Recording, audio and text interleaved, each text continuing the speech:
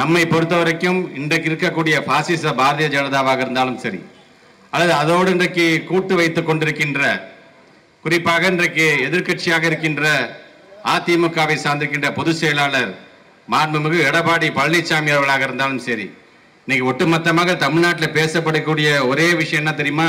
கப்சிப் அரசியலும் கர்ச்சீப் அரசியல் தான் இன்னைக்கு பேசிட்டு இருக்கிறாங்க. டெல்லிக்கு அவர் பாட்டு போனார், என்னென்னலாம் செஞ்சாரு, தமிழன் பிரச்சனை விரிவாக பேச போகிறார், அது ஒரு பக்கம். ஆனால் நம்மை பொறுத்த வரைக்கும் நம்முடைய நாட்டு மக்கள் நாட்டினுடைய நிலைமையை நாம் உணர்ந்திருக்கின்றோமா? நாம் இன்றைக்கு எதெல்லாம் நாம் செய்து கொள்ள, உதாரணத்துக்கு இந்த எஸ்ஐஆர் என்று நாம் ஒன்று சொல்றோம்.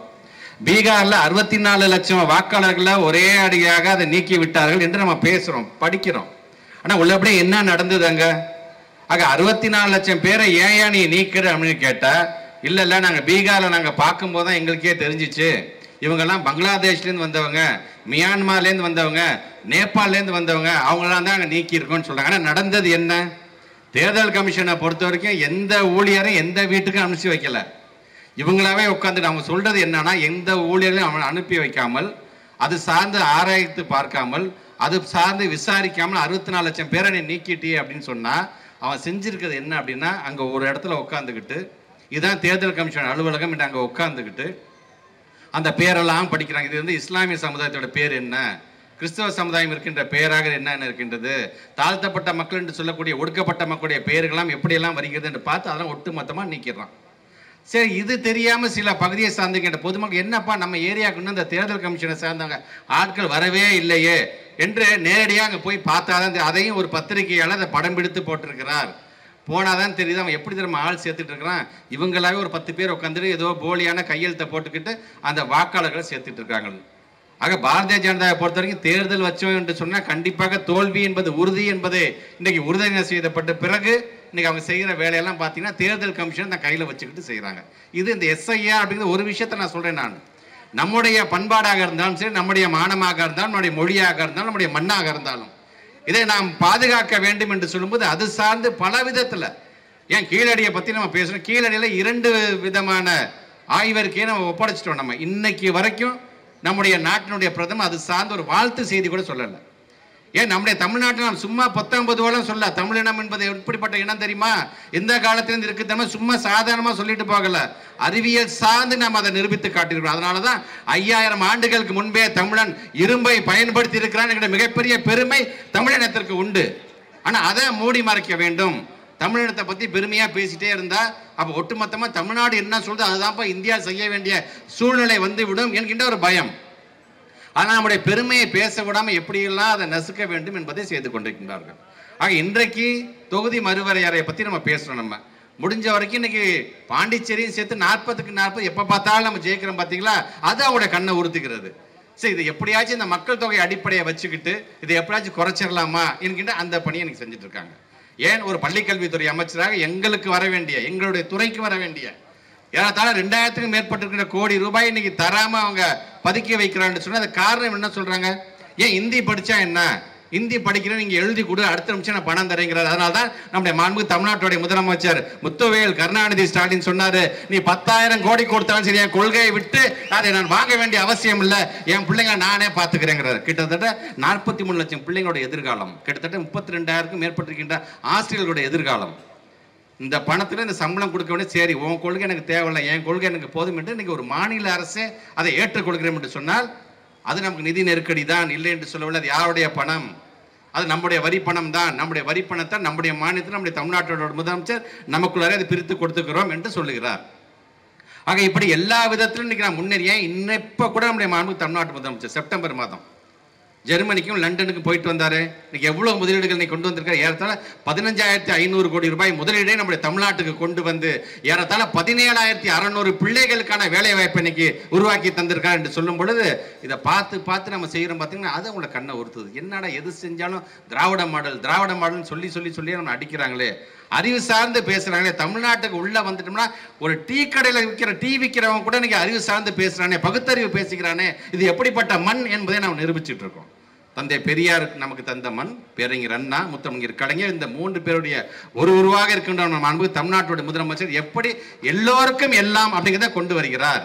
ஏன் சமீபத்தில் கூட பார்த்தீங்கன்னா ஒரு திட்டங்க, அன்பு கரங்கள் ஒரு திட்டம், இது வரைக்கும் யாரும் சிந்தித்து பாருங்க. நான் பல மேடைகள் சொன்னது தான். எல்லோருக்கும் எல்லாம்னு சொல்லிட்டீங்க, அந்த எல்லாருலாம் யாருங்க அப்படிங்கும் பொழுது அது சார்ந்த ஒரு மனிதன் சிந்திக்கிறார்ல. அன்பு கரங்கள் தன்னுடைய பெத்தவங்களை ஒருத்தரை இழந்தாலும் சரி, 2 பேரும் இழந்தது என்று சொன்னாலும் சரி, அந்த பிள்ளைங்களுக்கு எந்த ஒரு காரணத்தை கொண்டு இந்த படிப்பு தடையாக இருந்து விடக்கூடாது.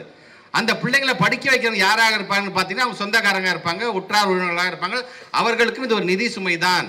ஆனால் அதை உணர்ந்த நம்முடைய தமிழக அரசு அந்த நிதி சுமையில் நாங்களும் கொஞ்சம் பகிர்ந்துக்கிறோம். ஒரு அரசாங்கமாக அந்த பிள்ளையை நீங்கள் படிக்க வைங்க, நாங்கள் அந்த பிள்ளை பேருக்கு மாதம் 2000 ரூபாய், அது 18 வயசு இருக்கிற வரைக்கும் நான் கொடுத்துக்கிட்டே இருக்கேன். அந்த பிள்ளைங்களை படிக்க வச்சுக்கிட்டே இருக்கேன். ஏதோ ஒரு விதத்தை அந்த பிள்ளைங்க படிச்சுட்டு முன்னேறி வந்துவிட வேண்டும் என்று நம்ம ஆசைப்படுகின்றோம். ஆக இப்படி ஒவ்வொன்றையும் நாம் பார்த்து நாம் செய்யும் பொழுது இன்றைக்கு நாம் செய்கின்ற இந்த பணியெல்லாம் பார்த்து ஒட்டுமொத்த நல்லா தெரிஞ்சுக்கோங்க, நம்முடைய தோழமை கட்சியை சார்ந்திருக்கின்றவர் நம்மளை பாராட்டுகிறார்கள். அது மட்டுமல்ல, ஒட்டுமொத்த ஒன்றிய அரசே நம்மை பார்த்து பாராட்டு. ஆமாப்பா, தமிழ்நாடு சரியாதான்ப்பா பண்ணுறாங்க, தொழிற்சாலை என்று வரும்பொழுது அவங்க தான்ப்பா ஒட்டுமொத்தமாக இந்தியாவிலே ஏறத்தாழ 52,500 தொழிற்சாலைகள் இருக்கக்கூடிய ஒரே மாநிலம் அது தமிழ்நாடு தான்ப்பா என்பதை சொல்லுகிறார்கள். ஆமாப்பா, தமிழ்நாட்டை சார்ந்திருக்கிற பெண்கள் தான்ப்பா அதிகப்படியாக பணிபுரிகிறார்கள், படித்த படிப்புக்கு அவங்க பணிபுரிகிறார்கள் என்று சொல்றதும் ஒன்றிய அரசு தான். கல்வியா இன்னைக்கு ஒட்டுமொத்தமாக இந்தியாவிலே 12ஆம் வகுப்பு முடித்ததுக்கு பிறகு உயர்கல்வி கல்லூரியில் போய் சேர்றது யாரு சதவீதம் அதிகம் என்று சொன்னால் தமிழ்நாடு தான்ப்பா அதிகம் என்கிற அந்த பெயரை நாம் பெற்றிருக்கின்றோம். நேஷனல் இன்ஸ்டிடியூஷனுக்கான அந்த ஃப்ரேமிங் ஒர்க் நம்ம கொடுக்குறாங்க பார்த்தீங்கன்னா, அந்த ஃப்ரேம் ரேங்கிங் ஃப்ரேம் அதில் பார்த்தீங்கன்னா ஒட்டுமொத்தமாக இந்தியாவில் சிறந்த மருத்துவக் கல்லூரி எங்கே இருக்குது என்று சொன்னால் நம்முடைய தமிழ்நாட்டில் தான். சிறந்த பொறியியல் கல்லூரி எங்கே இருக்கு என்று சொன்னால் நம்முடைய தமிழ்நாட்டில் தான்.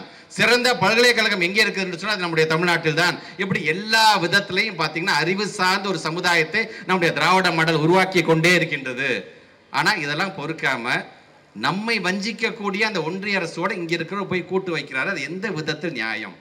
சோறு நம்ம போடுறோம், நாம உழைச்ச உழைப்பில் சாப்பிட்றாங்க, எல்லாம் பண்ணுறீங்களே, கொஞ்சமாச்சும் உங்களுக்கு சூடு சொல்கிறேன் வேணாமா? இவங்ககிட்டலாம் போய் நம்ம கூட்டணி வைக்கணுமா? அப்படின்லாம் நம்ம எதிர்கட்சியாக இருந்துட்டு போகலாம் இல்லையான்னு இருந்திருக்கணும். ஆக உங்கள் மீது வைத்திருக்கின்ற மக்கள் வைத்திருக்கின்ற நம்பிக்கையை ஒட்டுமொத்தமாக சிதைத்து விட்டீர்கள்.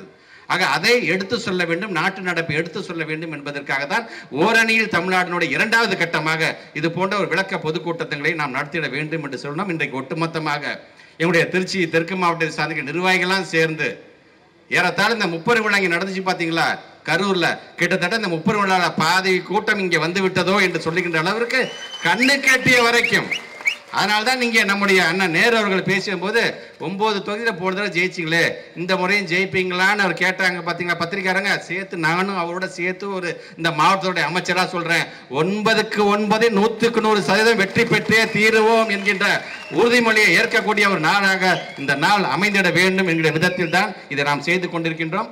ஏறத்தாழ நம்முடைய முதலமைச்சருடைய வழிகாட்டுதன்படி 70 நாட்கள் ஓரணியில் எங்களுடைய கழகத்தினுடைய நிர்வாகிகள் ஒவ்வொரு வீடு வீடாக இறங்கி ஏறி இன்னைக்கு சேர்த்து வைத்திருக்கிறார்கள் என்று சொல்லும் பொழுது நம்முடைய திருச்சி தெற்கு மாவட்டம் மட்டும் நான் சொல்றேன், நான் 3,59,000 பேர்களை நான் ஒட்டுமொத்தமாக இந்த ஓரணியிலே நாம் சேர்த்திருக்கிறோம். நமக்கு கொடுக்கப்பட்ட இலக்கு 3,29,000, அதில் 3,59,000 பேரை நம்ம சேர்த்திருக்கிறோம் என்று சொல்லும் பொழுது இன்னைக்கு அவங்க எல்லாம் சேர்ந்து ஆமாம் இந்த நாட்டு நட்பு இப்படிதான் இருக்கின்றது, நாங்கள் உங்கள் பக்கம் நிற்கின்றோம், தமிழ் இனத்திற்காக நிற்கக்கூடிய முத்தமிழர் கலைஞருடைய தவ புதல்வன் மாண்புமிகு தமிழ்நாட்டு முதலமைச்சர் பக்கம் நாங்கள் இருக்கிறோம் என்பதை இன்றைக்கு பறைசாற்றுகிற அளவுக்கு தான் இவ்வளவு பெரிய ஒரு கூட்டத்தை இங்கே நாங்கள் நடத்தி கொண்டிருக்கின்றோம்.